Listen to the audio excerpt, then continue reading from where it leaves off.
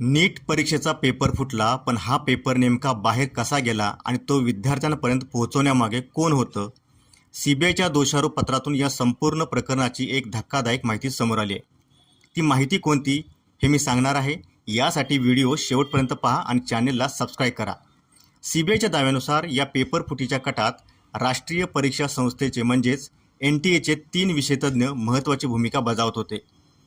PV Kulkarni, Manisha हवलदार आणि मनीषा पांढरे अशी तिघांची नावं आहेत. आता हे तिघं नेमकं काय करत होते? सगळ्यात आधी PV कुलकर्णीची भूमिका पाहूया.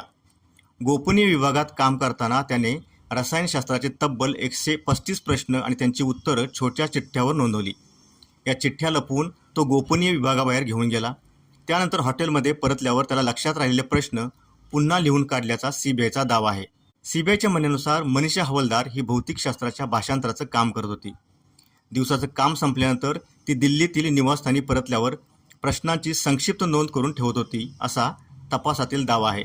मनीषा मांढरे, तिच्याकडे वनस्पतीशास्त्र आणि प्राणीशास्त्राशी संबंधित भाषांतराचे काम होतं. सीबीआयच्या आरोपानुसार हॉटेलमध्ये परतल्यानंतर मनीषा प्रश्न कोणत्या पाठ्यपुस्तकातील मजकुरावर आधारित आहेत याची सांगड घालत असे.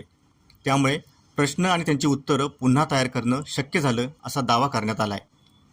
पण एवढ्यावरच पेपरफुटी थांबली नाही. सीबीआयच्या आरोपपत्रानुसार या तिघांकडून मिळालेली प्रश्नपत्रिका पुण्यातील ब्युटिशियन मनीषा वाघमारे हिने मध्यस्थांच्या माध्यमातून राजस्थान आणि हरियाणापर्यंत पोहोचवली.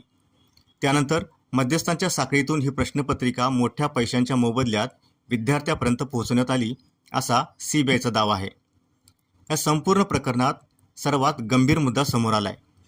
NTAच्या गोपनीय विभागातील सुरक्षतेत मोठ्या त्रुटी असल्याचं तपासात समोर आलं आहे. तिथे स्वतंत्र CCTV निरीक्षण कक्ष नव्हता, तज्ज्ञांच्या येण्या जाण्यावर पुरेसं नियंत्रण नव्हतं आणि बाहेर पडताना झडतीची कोणतीही व्यवस्था नव्हती. याबाबत तुम्ही व्यक्त व्हा आणि कमेंटमध्ये तुमचं मत नोंदवा.